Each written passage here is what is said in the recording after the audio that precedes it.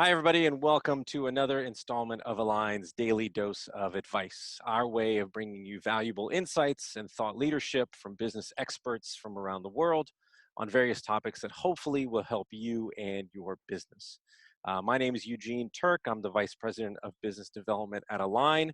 You can learn more about us at aligntoday.com.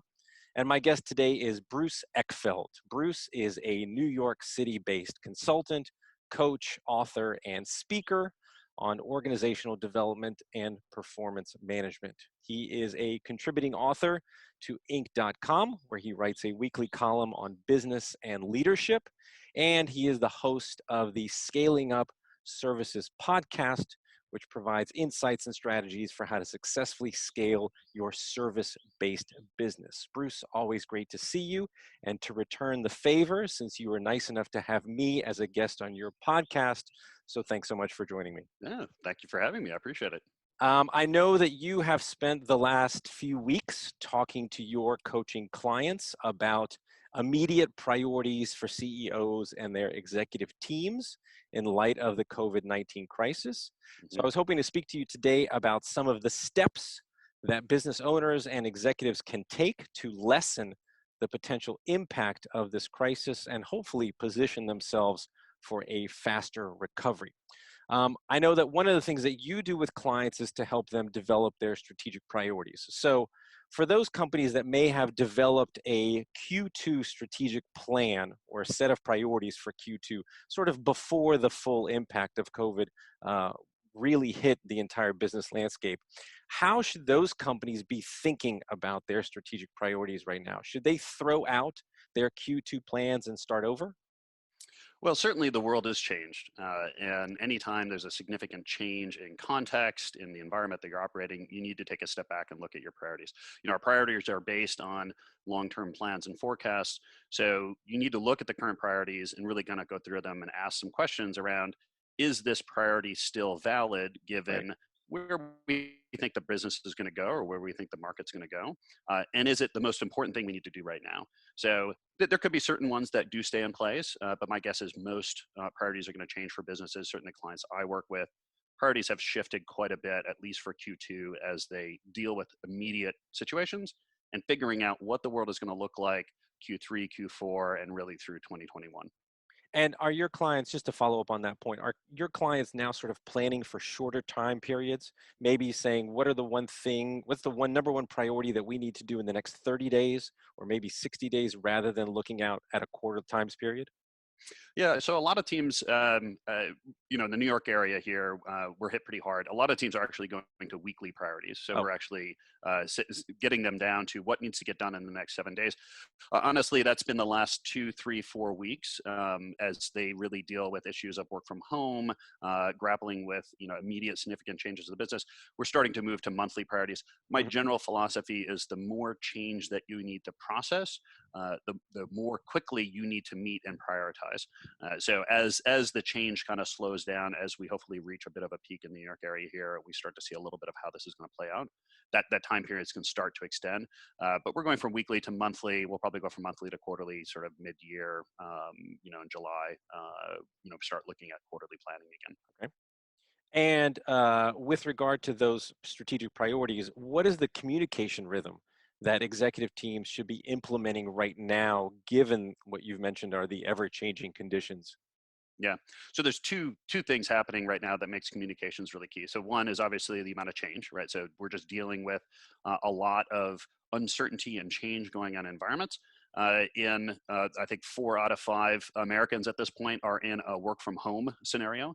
Yep. So on top of the changing environment, we're dealing with new, fairly disruptive or fairly constrained communication processes. We're not meeting in the offices. We don't have the ability to communicate as much. So it just really pushes the need, the priority of communicating out.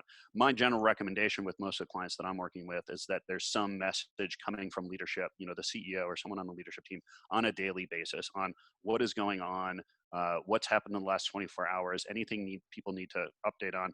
Um, you mentioned the podcast. I had a great conversation with Chris Voss, who wrote Never Split the Difference and a couple other books on negotiating, FBI Negotiator. And the one thing he taught me was in the one thing you can do to build trust and certainty is communicate on a regular basis, even if you don't have anything new to say.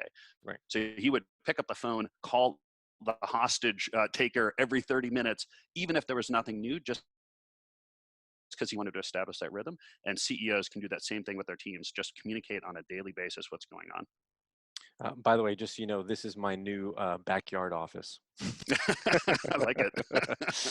um, so let me ask you this: what should leaders be doing to, and this is kind of a difficult question, but what should leaders be doing to create a continuity plan to make sure that all functions and processes of the business go on in the event that a critical team member may actually contract the coronavirus and sort of be taken out of their, job responsibilities for some period of time?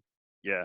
Well, normally we're talking about continuity planning in the sense if someone leaves the organization and it's a Right. more permanent change. In this case, we're dealing with people getting ill, succumbing to illness. I've actually had one CEO in ICU. I've had several members of leadership teams that I coach that have been hospitalized. So this is very real, certainly in the New York area, and I think it's going to happen across the country.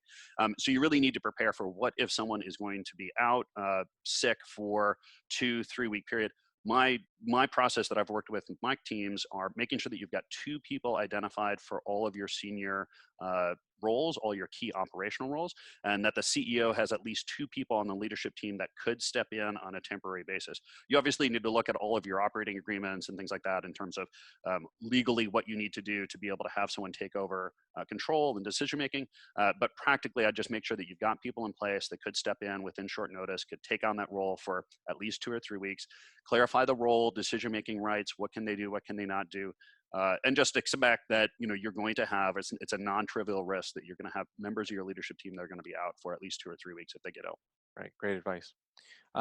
What are you currently suggesting for companies that are trying to sort of look in the future and create various scenarios that they might be facing over the next several months, maybe 6 months, with regard to their potential loss of revenue and how that's going to impact their business?